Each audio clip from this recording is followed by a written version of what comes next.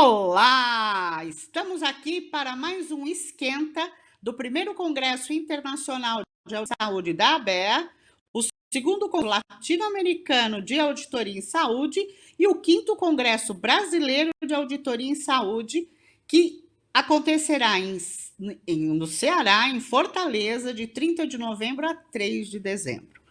Esse esquenta tem o apoio da Libes e nós estamos aqui para começar a contar para vocês o que vai acontecer nessa semana lá em Fortaleza. Aos que ainda não fizeram inscrição, convido para fazerem as inscrições virtuais, porque as presenciais já encerraram. Não temos mais capacidade para inscrição presencial, porque por conta das normas da Prefeitura de Fortaleza, o número de pessoas em sala é limitado a 100 pessoas e já esgotamos. Mas no virtual, venham conosco, porque a capacidade é quase que infinita. Já temos mais de 400 inscritos só na modalidade virtual. E assim, para começar a aquecer os motores, porque logo, logo nós já estaremos em Fortaleza, nós trouxemos 3 palestrantes aqui. Começando pelo doutor Wilson Folador, que vai falar para nós como é que a ATS pode ajudar a auditoria em saúde. A doutora Tânia Grilo vai falar regulação baseada em valor na rede credenciada hospitalar. E o doutor Otávio Berwanger vai falar sobre dados de mundo real e a sua relevância como instrumento auxiliar nas decisões de acesso.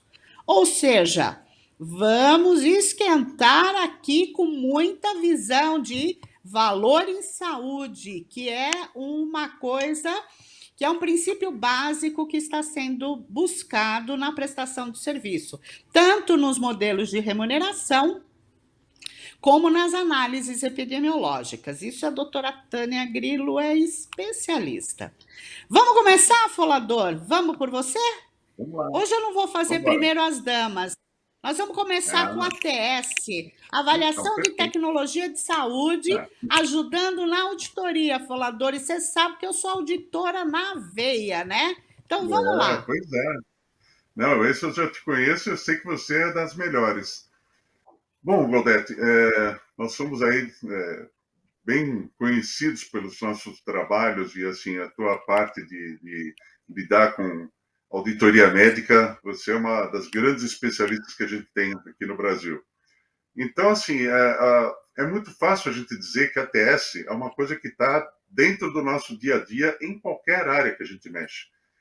Nós, quando vamos fazer no supermercado, a gente vai fazer uma compra de qualquer coisa, a gente está fazendo uma avaliação de uma tecnologia, só que não é em saúde, uma avaliação de tecnologia no alimento que você vai comprar, uma avaliação de tecnologia no carro que você vai adquirir, né? Enfim, tudo que a gente faz, a gente sempre está fazendo uma avaliação daquela tecnologia. O que mudou de uns tempos para cá é que, assim, essa avaliação de tecnologia, como nós falamos hoje, como nós vamos abordar, né, no curso, ela é muito mais dirigida e é muito mais adequada a questões de saúde, das tecnologias em saúde.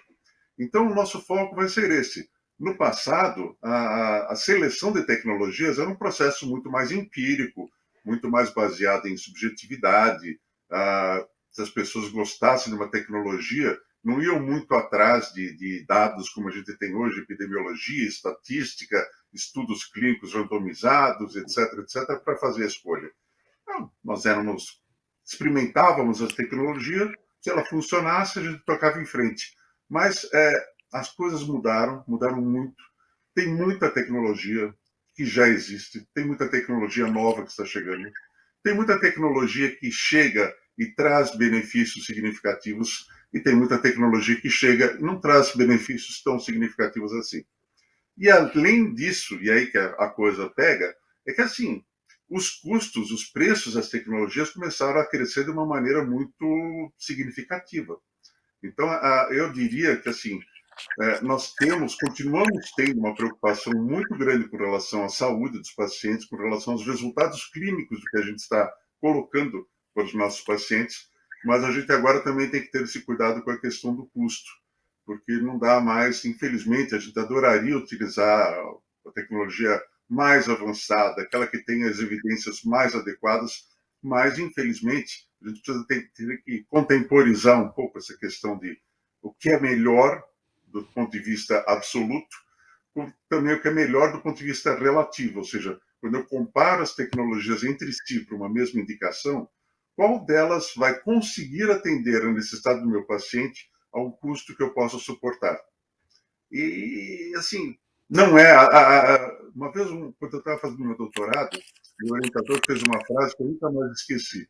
Ele disse: a farmacoeconomia é a ciência da escassez. Nossa, que frase chata, né? Porque realmente ela é a ciência da escassez, porque se nós tivéssemos dinheiro infinito, nós poderíamos fazer as nossas vontades que são infinitas.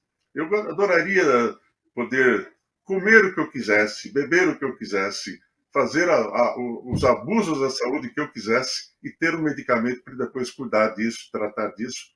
Sim, seria ótimo, né? Mas o problema é que não tem medicamento para tratar de tudo, não tem medicamento para corrigir os erros que a gente faz e não tem dinheiro para pagar isso tudo. E principalmente quando a gente pensa em termos coletivos.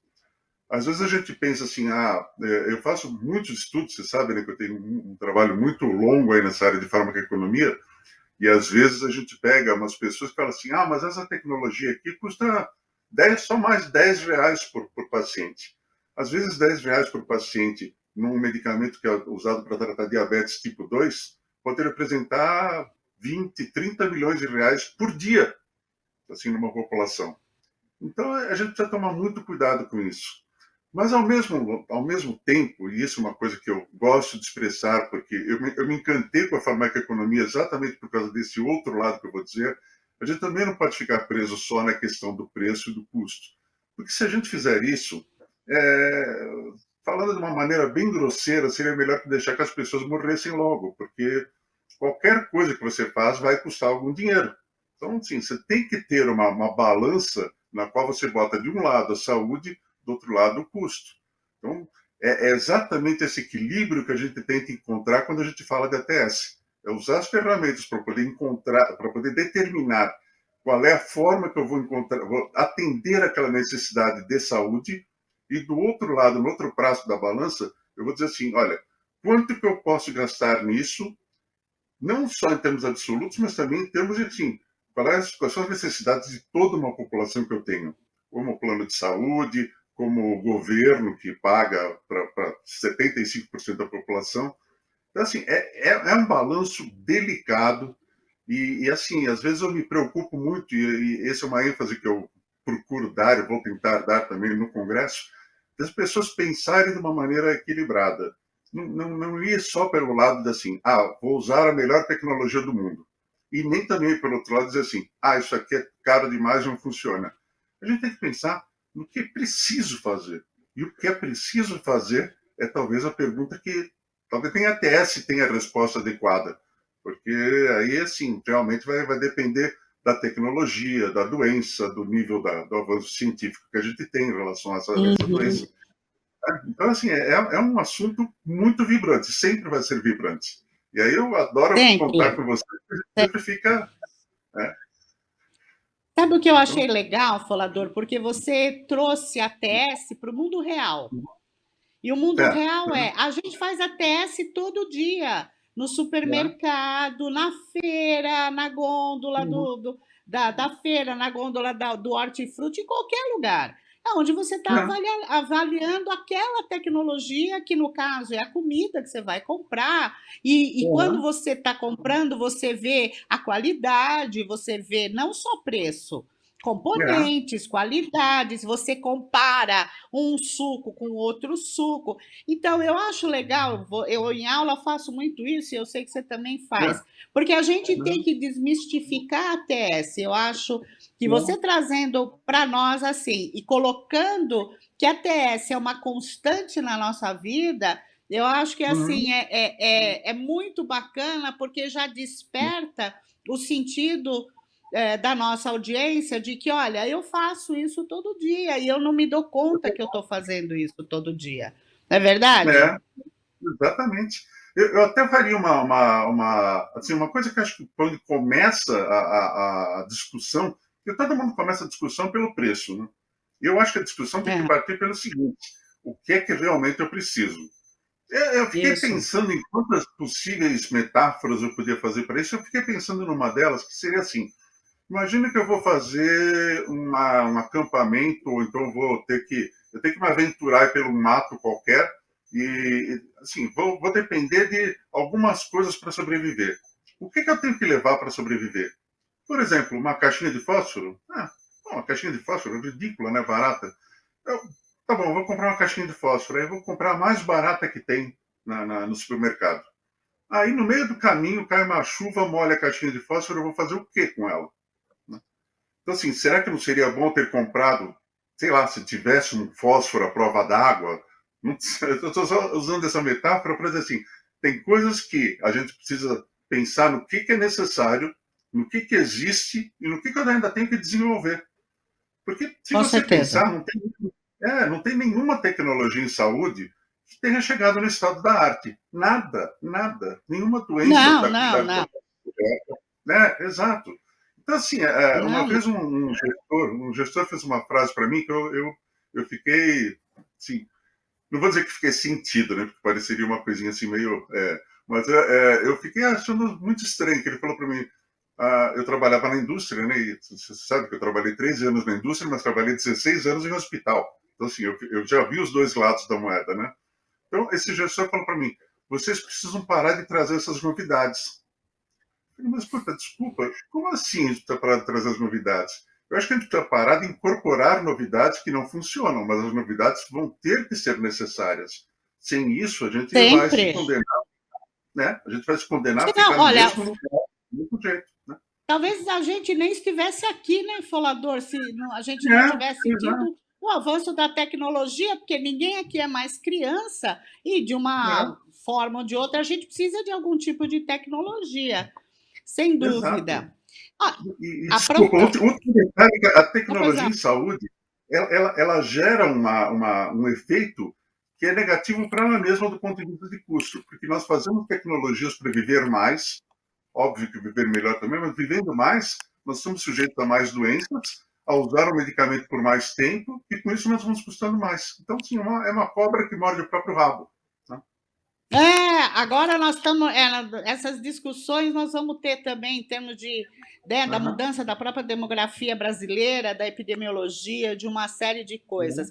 Agora eu queria muito puxar o que a Tânia tem para falar, porque ela fala, lógico, que a avaliação de tecnologia em saúde tem tudo a ver com valor em saúde, né, Tânia? E como é que a gente usa esses conceitos quando eu tenho a minha rede credenciada? Porque uma das maiores dificuldades que a gente ouve os auditores falando é como formar uma boa rede credenciada. Como eu avalio a rede credenciada que eu tenho?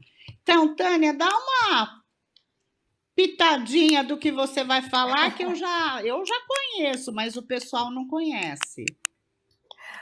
Ô, Galdete, que bom, que prazer enorme estar nesse esquenta aqui com você e acompanhada do Wilson e do Otávio, fantástico. A gente que avalia e acompanha tudo que a ABEA vem trabalhando e trazendo todos esses talentos com conhecimentos e dedicação ao avanço e a segurança e a melhoria contínua do sistema de saúde brasileiro. É muito orgulho ter esse momento aqui com vocês, então, em nome aí da ABEA, através de você, muito obrigada, viu, Galdete? Um prazer enorme, Wilson e Otávio, compartilhar esse momento aqui com vocês. E é isso, né, pessoal? O que o Dr. Wilson acabou de falar está totalmente integrado nesse conceito que, para mim, ele é sublime. É o que deve nortear todas as políticas e os pensamentos no olhar do sistema de saúde atualmente. Não é possível mais nós pensarmos em cuidados que não sejam integrados, cuidados que sejam continuados e cuidados que entreguem alto valor ao paciente. E essa fala, né, a PS, ela está totalmente vinculada a essa questão de cuidados de baixo valor, né, doutor Wilson? que é uma parte inerente desse conceito, que, como eu disse, deve ser o eixo norteador das políticas em saúde, e pegando aqui a fala dos nossos grandes guias, né, o professor Porter e a professora Elizabeth Teisberg, que lá atrás, 2006, com aquele livro que fez a diferença enorme de repensar o sistema de saúde, valor é o equilíbrio entre aquilo que é importante como resultado para o paciente e o custo para entregar este resultado que é importante ao paciente. Então, Goldete, a gente hoje tem que pensar muito que não apenas resultados clínicos, médicos, mas o contexto que esses resultados clínicos, médicos estão contribuindo para a melhoria da qualidade de vida da população, com equilíbrio de quanto está custando isso. Então, esses requisitos do que é alto valor em saúde são fundamentais. E aí, o que a gente tem conversado muito, né, em todos os fóruns que participamos, debatendo muito esse conceito e sabendo que somente uma reestruturação de sistemas de saúde com entrega de valor, que significa o sistema de saúde ser organizado em torno das necessidades do paciente, do que é necessário para aquela população, do que são expectativas e necessidades de territórios, né, que é muito importante essa questão da saúde pública aqui, é que nós vamos realmente ter um sistema mais justo, equitativo, acessível, eficaz, eficiente, seguro, gerando uma experiência fantástica para o paciente, reduzindo a carga da doença em todo o sistema de saúde. E aí, Goldete, a minha paixão por essa grande categoria de reguladores e auditores em saúde. A regulação em saúde, ela tem um papel transformador para esse sistema de entrega de valor, que eu não sei o quanto que todos os profissionais que estão envolvidos têm a visão abrangente da importância do papel do regulador em saúde, da sua capacidade real de programas modificadores que criem políticas de governança clínica que passem não apenas, e eu quero deixar ressaltado aqui, Goldete, que verificar cumprimento de contratos, uso adequado de recursos e insumos, isso é indissociável e tem que ocorrer. Mas a regulação e a auditoria em saúde, ela tem um papel muito mais amplo do que isso. É a disrupção, né, que vem desde final da década de 50, com o professor Lambiker, que foi o grande mentor, né, dessa mudança de visão de auditoria em saúde, que a auditoria ela serve ao paciente, para garantir que ao paciente seja entregue, realizado tudo aquilo que é importante para garantir a segurança na assistência e os melhores resultados possíveis de acordo com a complexidade assistencial desse paciente. E tudo usando os recursos de forma justa e correta. Então, a nossa apresentação, a nossa participação no evento, a gente vai procurar transitar dentro deste conceito do Value Based Healthcare, do VBHC, ou a saúde baseada em valor, e o papel fundamental e incrivelmente importante do regulador, totalmente indispensável do auditor em saúde, em verificar as oportunidades de redução de desperdícios modificáveis no sistema de saúde, o uso eficiente do leito hospitalar, aumentar o nível de segurança assistencial, reduzir readmissões não planejadas e a maior efetividade da atenção primária, reduzindo as internações por condições sensíveis à atenção primária. Nossa, eu estou até emocionada, Tânia, porque você lembrou de Lambeck, Ah, os nossos alunos vão agora nas apostilas olhar o que é isso. Porque a gente só ouve que o auditor existe para fazer glosa. E você trouxe um conceito que é antigo, né, se a gente for considerar, e que fala que realmente a auditoria é para a qualidade da assistência para o paciente. Só que isso ainda não é uma percepção que todos têm, infelizmente. Mas olha, fiquei assim, achei o máximo, porque lembrou coisas lá de trás. E o mais importante é poder trazer essa ideia que você coloca do papel fundamental do auditor regulador, que é muito mal visto, né? Porque todo mundo ainda olha para ele como se ele fosse um ser que vai restringir, ele restringe a assistência, é ele que não quer fazer, é ele que não quer pagar. Mas pagar é outra possibilidade, mas é no regulador, né? Não no pagamento. Mas essa visão abrangente que você traz mostra a importância do papel da auditoria em saúde. E como a Helena sempre fala, né, a auditoria em saúde somos todos nós, não é enfermeiro, não é médico, não é só o farmacêutico, é essa equipe multidisciplinar e até transdisciplinar que toma decisões em regulação em saúde, Tânia. É perfeito mesmo. E, ao mesmo tempo, você tem como avaliar a tua rede credenciada com esses dados que você capturar na tua regulação, tá? E aí, aproveitando e falando de dado, né? Vamos dar uma puxadinha para o Otávio Berwanger, porque ele vai falar do quê, gente? Dados do mundo real, já começamos assim, né? A gente ama dados do mundo real. E a sua relevância como instrumento auxiliar nas decisões de acesso, que justamente permeia toda a nossa conversa, que começa com a TS, fala da regulação baseada em valor, e aí todo mundo fala, Otávio, como é que eu faço? Que dado que eu uso? Aonde estão esses famosos dados do mundo real que a gente ouve tanto e muitas vezes não sabe nem aonde está? Bom, em primeiro lugar, Goldete, muito obrigado pelo convite de estar aqui nesse Esquenta com você, com a Tânia, com o Wilson, né? E muito obrigado pelo convite de evento. Eu acho que trará temas bastante atuais. Eu acho que você colocou muito bem no sentido que as evidências de mundo real elas complementam, né, a avaliação de tecnologia em saúde e o conceito de medicina baseada em valor, porque afinal de contas ambas precisam de dados, né? Então, eu vou procurar trazer um pouquinho para os colegas que vão estar com a gente no congresso, né, em poucos dias.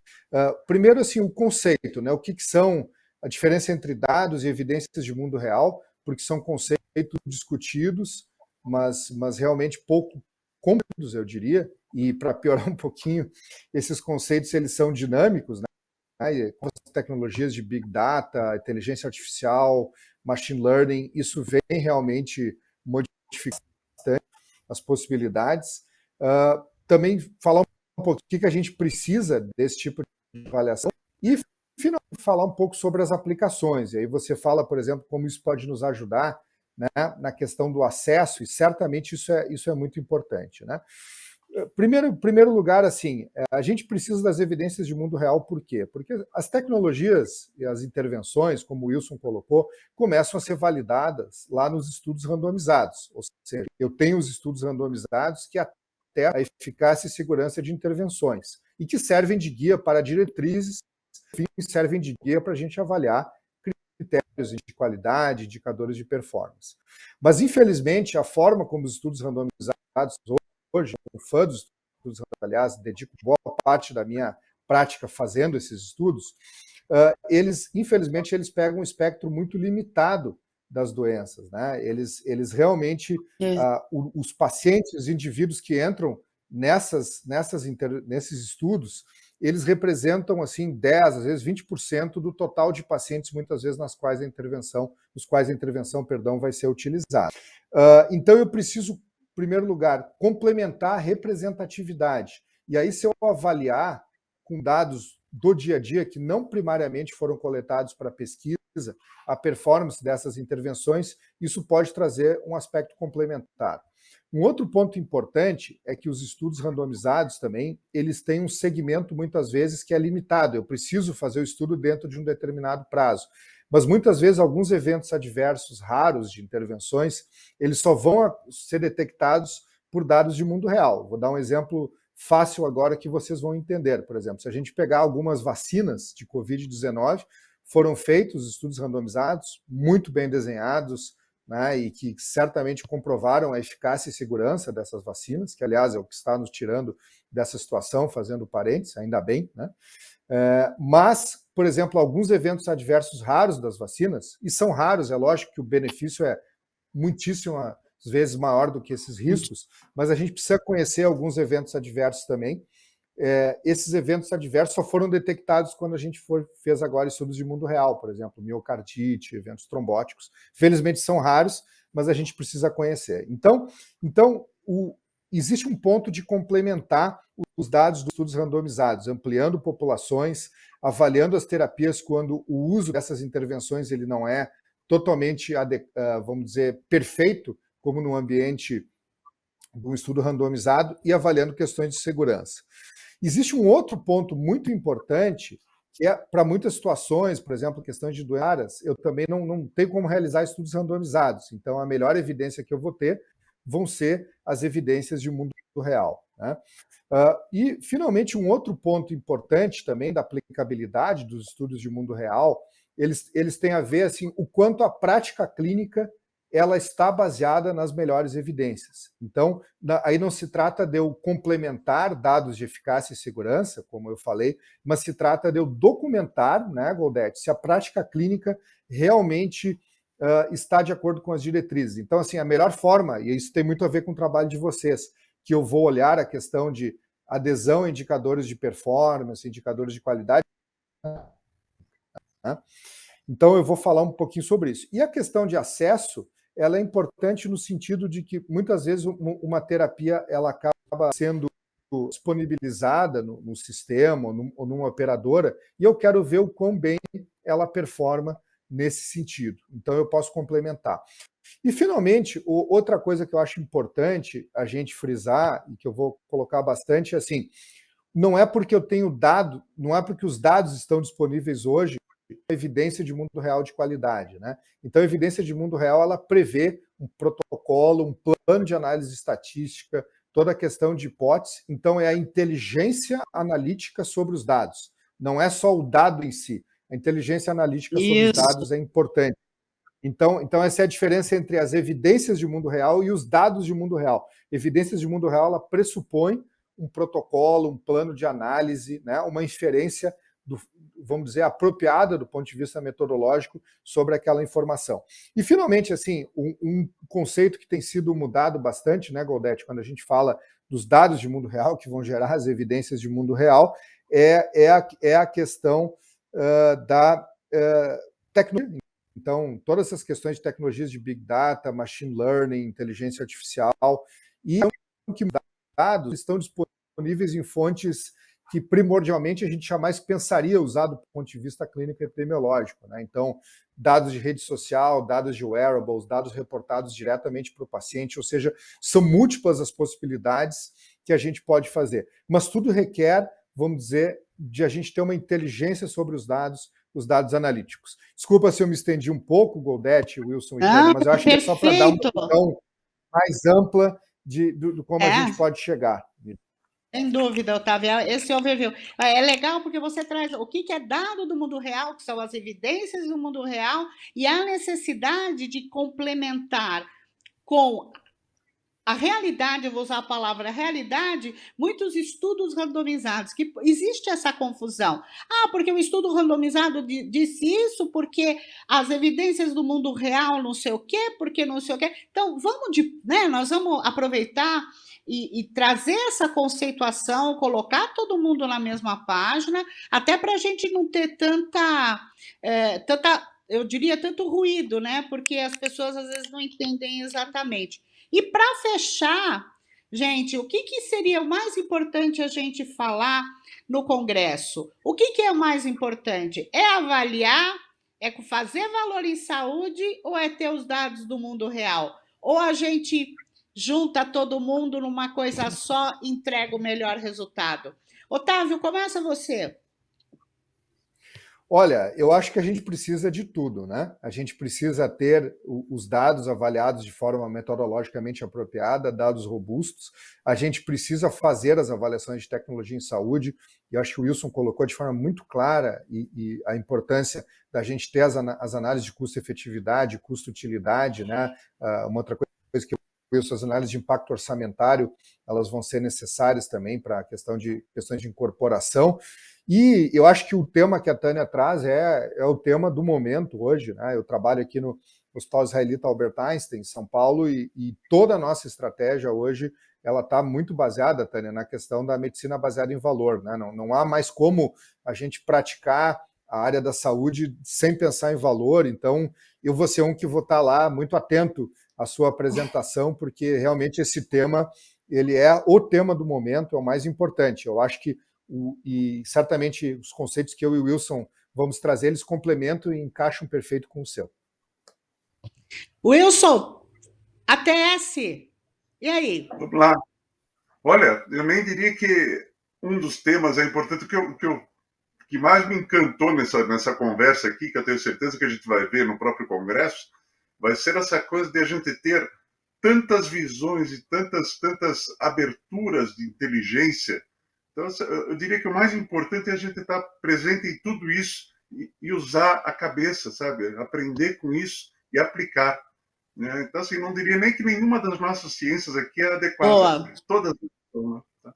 Aprender e aplicar. E aí, vamos aplicar valor em saúde? Conseguimos, Tânia? Já conseguimos? Eu sei que tem vários casos já rodando, os casos do Einstein, né? Eu estou aqui em São Paulo também, então, assim, e aí? Tânia, conseguimos fazer? Você sem a menor me dúvida, fala. Goldete.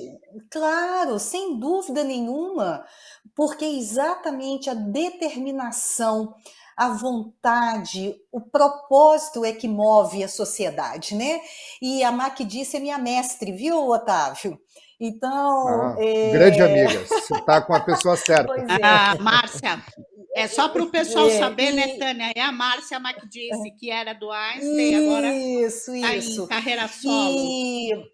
E nessa atividade, né, que a gente já vem militando nela há muitos anos, diria já mais de década, é impressionante como num país tão amplo como o Brasil, há iniciativas fantásticas que avançam mais ou menos de acordo com disponibilidade de recursos, conhecimento e força política, que é muito importante. E quando a gente está falando de força política, não é política de política pública apenas, mas a política que rege o nosso sistema de saúde. Então, já tem inúmeras iniciativas muito interessantes, como eu disse, algumas muito amadurecidas, outras estão começando a trilhar o caminho, mas isso que é importante. E quando, então, se juntam com esses conhecimentos, o somatório dessas disciplinas, né? O Wilson, Otávio vão compartilhar coisas fantásticas, é isso que fortalece esse caminho que não tem mais volta. Perfeito, gente, perfeito. Então, assim, preparem-se, o Congresso está chegando, nós estaremos lá, nós vamos trazer essas ideias e mais do que importante, acho que assim, eu vou fechar muito com a chave da Tânia, com a chave não, com a palavra da Tânia, né? Nós temos que começar. O Einstein começou lá atrás, faz tempo, né? Lá atrás. Então, assim, para quem estiver nos ouvindo, não se muda do dia para a noite. Você não começa a trabalhar dados do mundo real e um mês que vem está pronto. Você não começa a fazer valor em saúde e semana que vem você já tem tudo montado com todos os teus indicadores, né? O pessoal chique fala KPI, né? Que fica chique falar KPI, com todos os seus indicadores e com tudo. Então, gente, calma. Tem que começar. Eu sempre falo, começa, erra, recomeça, acerta e vai em frente. Eu queria muito agradecer a presença do Wilson Folador, de Tânia Grilo, da doutora Tânia Grilo, Otávio Alberwanger, nesse esquenta do ABEA, do Congresso, com apoio da Libes. Muito obrigada e espero todos no Congresso. Tchau. Obrigado. Tchau, tchau. Muito obrigado. Somos uma indústria 100% nacional. Produzimos o primeiro anticorpo monoclonal em escala industrial no Brasil. Contamos com o maior portfólio de quimioterápicos do mercado, além de terapias para doenças autoimunes. Investimos na pesquisa clínica nacional, reafirmando nosso compromisso com o desenvolvimento científico e independência tecnológica do país. Nosso propósito nos move. Por isso, fornecemos o que há de melhor para que as pessoas alcancem uma vida plena. Lips. Porque se trata da vida.